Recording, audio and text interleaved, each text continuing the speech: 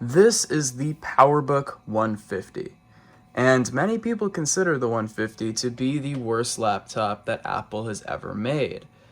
Why? Well, it's just not that good. So this was Apple's entry-level laptop in 1994, and it replaced the 145B, which was a pretty decent budget computer overall. It used the same case design as the high-end PowerBook 170 from 1991, and it had shared most of the 170 specifications as well. It just had no floating point unit and a passive matrix display instead of an active matrix display. But it was a solid machine, and it didn't cut on build quality or other features. Now, the 150 that replaced it did. Now, in some ways, it is better than a 145B. It's faster, 33 megahertz instead of 25. It can take more RAM, a lot more RAM. I believe up to 40 megabytes, which is more than even the PowerBook 180C could handle. It and the other later models in the 100 series could only take up to 14 megabytes of RAM. So in that way, the 150's actually got a leg up. But they stripped a lot of the ports off of this, which limited what you could do. And the screen, while technically an upgrade, is actually worse than the 145 screen.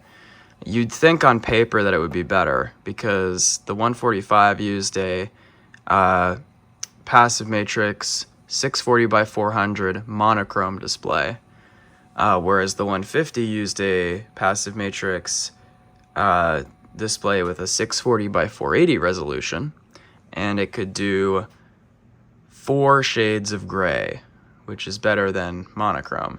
However, the general quality on these screens is far worse than the 145s. The refresh rate's worse, the contrast is worse, and those 2 extra shades of gray that it can do are so terrible that you might as well just set it to black and white mode. I mean, it is not a good display. The worst part about the 150, though, isn't really the features that it cut, at least not in my opinion. It's the cost cutting. You see, Apple outsourced the 150 to Acer. Acer, yep. So the build quality on this is Acer build quality. It's terrible. It's a lot lighter than any of the other 100 series PowerBooks. Doesn't weigh much, and you could see that as an advantage, I guess. One thing they really cut is the keyboard. It uses different key switches than the other 100 series PowerBooks, and it just feels awful to type on. You have to try it to really understand. But I do believe you can swap a standard 100 series keyboard into these, so not the end of the world, I guess. The real problem today with the 150 is that the plastics are god-awful. I mean, they are so much worse than the other 100 series PowerBooks. Now, the other 100 series PowerBooks, of course, are known for having hinge failure due to plastic breaking, but they're far less brittle than your typical 90s laptop that has brittle plastic disease.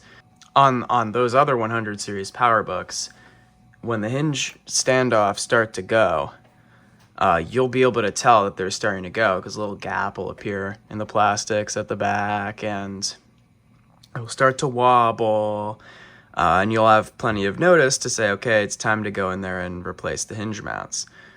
On a 150, when the hinge mounts go, they will just go from just fine to snap, and then they'll immediately break the screw wells on the front bezel that hold the bezel down to the rear half, and that's really difficult to fix. You need to 3D print and somehow 3D print something strong enough that isn't going to break. It'll also take out clips on the bezel, and the worst thing,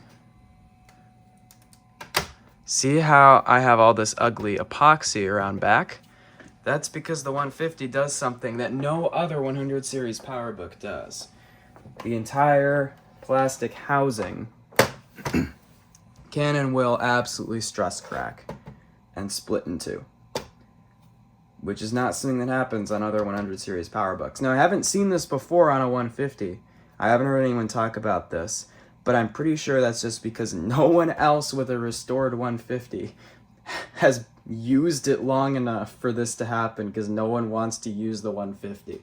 At least that's my pet theory on that, and I'll bet it's true, and it's kind of sad and kind of funny.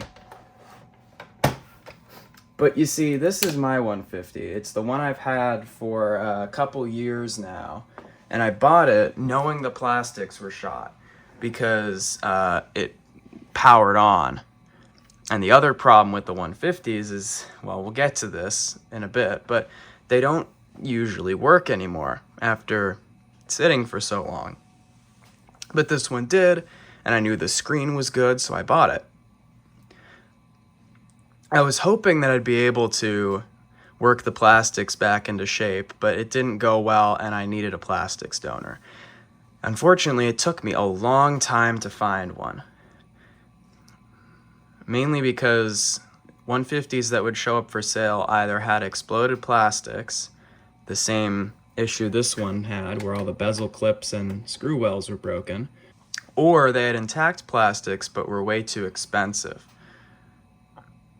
Now, finally, a week ago, one showed up on eBay that was a reasonable price and had fully intact plastics. So I bought it, untested, but I only need the plastics, and we're gonna see if we can finally finish restoring my 150. So let's take a look at that machine. All right, here we go. So cosmetically, this is in decent shape. There's something written in Sharpie that was here a long time ago. It says something good, something good. I can't tell exactly. You good, be good, I think is what that says. It's a little bit yellowed. That's another thing about the 150. These can yellow. The other 100 series PowerBooks typically don't, except for like the keyboard. But these will yellow anywhere. Doesn't look too bad though. But yeah, no gaps at the hinges. We are missing the left foot, but that can be dealt with. And even that screw there hasn't fully broken yet. It's cracked. The plastic around it is cracked, but it hasn't snapped. Now, I don't expect this to work, and that's because these, instead of using the VL like 2330 lithium clock battery that the other PowerBooks used, I think VL 2330 is the type, these used a 2-cell Varta battery, still soldered to the interconnect board, but those leak all over the place and cause them to not start up. So I'm not expecting this to work. I do see a little bit of signs of oxidation on that serial port, so we'll have to see. Hopes are not high, but I don't need any of the guts of this to work. Now, I'm going to have to open the hinge here. This is the only time I'm going to open the hinge on this until we get 3D printed parts installed. But yeah, here we go. I'm gonna be very, very gentle.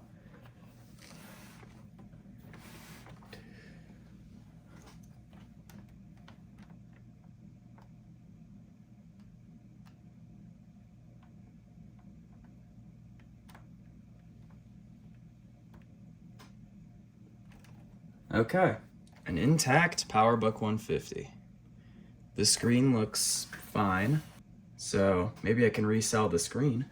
Both these sliders still slide, although the contrast one, it seems a bit loose. The keyboard is just as awful as, might even be worse than my other one. These might not have been as bad when new, but they're the type that binding key syndrome. Oh yeah. Plastic shrink and go bad with age, and then you have to hit the keys dead on. This one's definitely worse than my other one. That's funny. The trackballs on these are still just as good as the other ones. One thing, this is missing the little rubber bit on the right. Someone's removed it. Bit of a shame because we need this bezel. But these do tend to melt on the 150 because they used worse quality rubber. Although this still has spring in it, and so do these screw covers. They had melted a little bit on my other 150. So that's curious. Oh, this left click button's broken. One of the clips, or one of the bits that holds it in place, is snapped seemingly. All right, let's take a look at the battery. See if that's leaked. Then we'll plug it in and see if it works. There we go.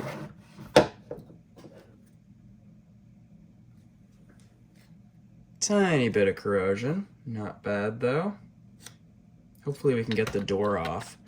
The door I think it doesn't look like it's yellowed compared to the rest of the case, so I'll bet this is still using the good plastic because they probably manufactured these separately. Well, I'm gonna leave that out of here in case it's shorted. And now we'll try to power this on. Very important note for the 150s that you need to use a 2 amp AC adapter. This is the original 150 charger. You'll notice it looks a lot like a regular PowerBook charger, except these vents, fake vents, maybe they're real. Nah, these are fake, I think. They're recessed instead of protruding out. And it says Apple low power AC adapter. This was introduced after the 3 amp charger for the color PowerBooks was released. That's why it says low power. If you use a 3 amp charger on a 150, I've heard it will burn something out on the motherboard. That might be it's possible that could just be a rumor that's persisted over time, but I would not risk it. All right. It didn't chime. Okay.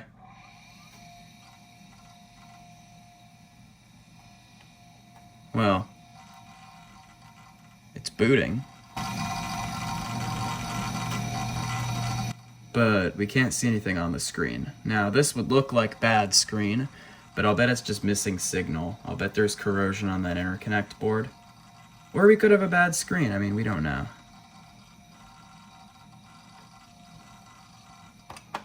But it's booting. Or how about we could have both?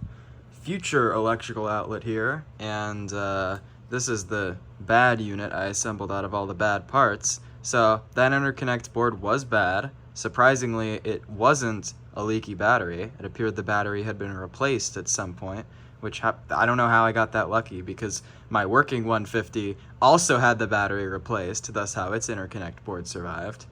So I don't know, but I think the cable is bad because you never get any chime out of it, and that garbage on the screen is the best I ever got. After taking it apart and reassembling it, I now just get fully blank screen. So yeah, the LCD itself, also bad. It does show an image, but it has 2 bad columns of pixels halfway down the screen. So we either have 1 or 2 bad column drivers, which are not replaceable.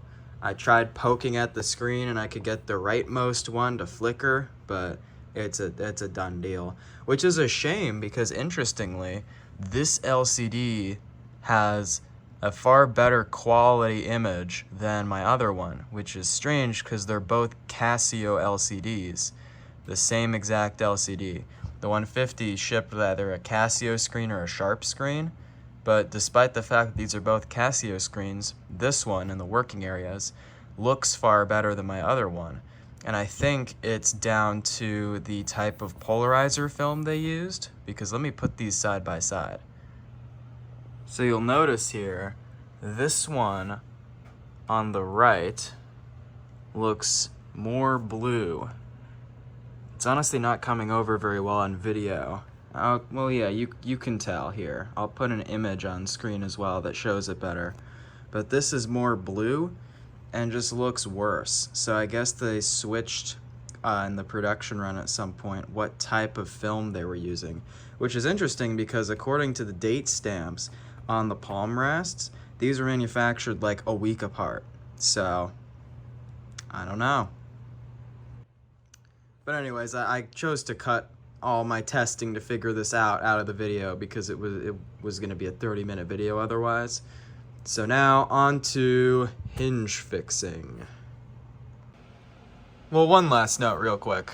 The other interesting thing is that the hard drive in that 150 that worked was this, Quantum Daytona, which is just really funny because these drives almost never work anymore unserviced because they have rubber bumpers in the head assembly that go sticky.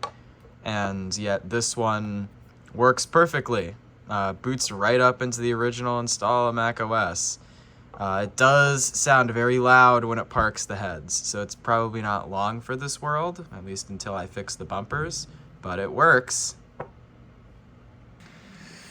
This part's always a little painful, but it has to be done. My 3D prints are gonna be in hand in a couple hours, so now it is time to break these original hinge mounts. Man. You know, even though they're intact, they will not withstand use. And it's not worth reinforcing them when I have access to 3D printed ones. So I'm gonna cut these back as much as I can. I don't have the best tools for this. I still need to get a pair of flush cutters. But then once I have these trimmed, I will sand them flush.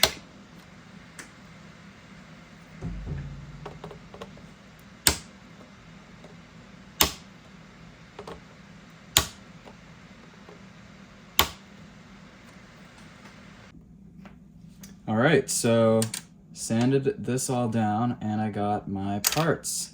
Now, these designs were made by This Does Not Compute, fellow YouTuber, and they have to be modified for the 150 because the 150's display cable routes differently from other 100 series PowerBooks. It goes behind the hinge, whereas on all other models in the series, it went in front of the hinge, meaning you have to have space to route the cable. Now, this design was modified to have that space. The right one here was also modified to give a better routing location for the backlight cable, which is fine by me. It also does not have the rear support plate, which I'm a little disappointed about because the 150 really needs that, as you saw earlier in the video with how the whole housing cracks. And that one had the support plate installed. I just botched it. This screw here broke off in the screw mount, and I also messed up the gluing, so that part was a total loss. But even with that, it still cracked. So that's issue number one. Issue number two is that these are a little too small. They wiggle around a little bit more than I'd like them to. And part of that could be that I sanded too much, but the reason why I'm a little concerned about that is because one of the ways I really make sure I get these glued down well is I don't just glue them at the bottom, I glue them at the sides, which really adds extra support. But that's not going to be as strong of a bond here because they wiggle around a bit, there's a little gap. I'm not so worried about the alignment, that'll be okay, I think. But yeah, and then the final thing has nothing to do with the part design. It's that these were not printed in ABS like I've gotten them done in the past. I don't have a 3D printer. I have a place locally that gets these done, and they recently switched to using ASA filament, which is supposed to be stronger and better than ABS. But I don't know if it's going to adhere as well to these plastics as the ABS did. So we'll have to see. We'll have to see how it holds up. But we're gonna get these down. I have a new thing of Loctite super glue. This is what I like to use for gluing these down. Normally I would say don't use super glue on plastics, use epoxy. But in this case, I've actually tried prying up one of these hinge fixes from one of these display assemblies, and you can't do it. It's ridiculously strong, so it should work well. Now I forget what I actually have to do to open the new pack. I think I just have to twist this. Luckily it's pretty easy to see where the holes are to line it up right. Oh, and then the other thing, the other slight issue with this design, this piece here isn't actually going to be contacting anything because this is recessed and this isn't. So it bends, you see, if I do that.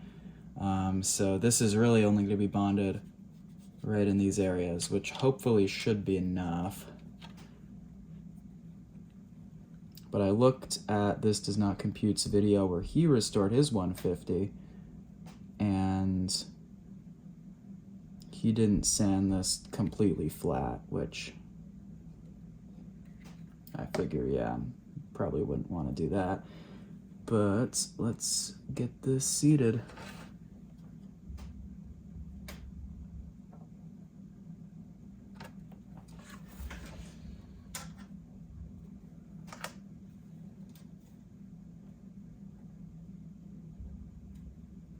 This type of glue gives you enough time to align everything. And that looks good to me. I'll add a little bit more just around the edges here.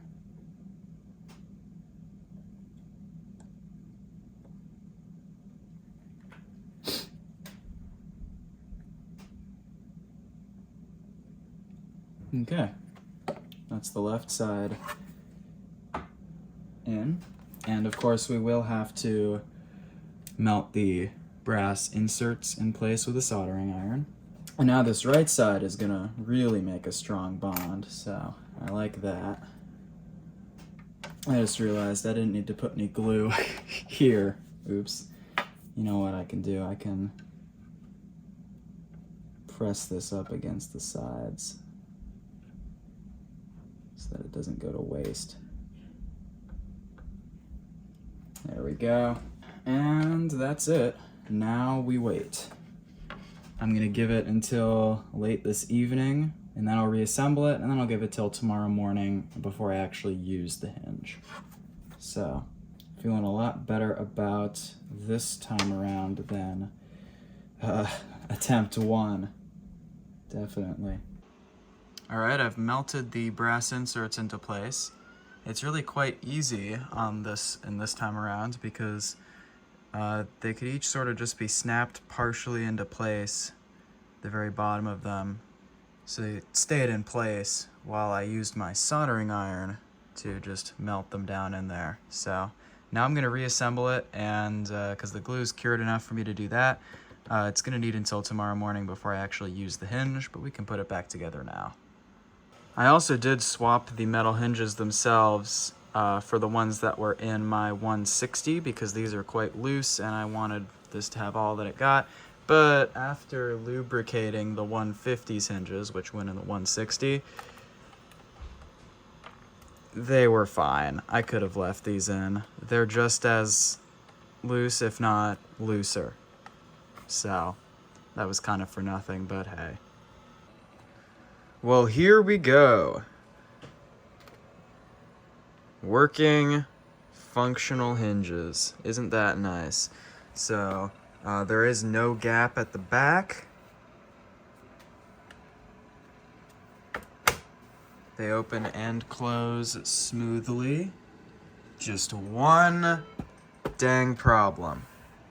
You'll probably not be able to see it because it's so small right now, and because my camera doesn't feel like focusing. But there is a small crack right here that had already formed by the first time I had closed this hinge. So I don't know when that happened, But at some point soon, I'm going to have to add a little dab of JB Weld there, which is a shame because it'll look ugly. But not much I can do about that.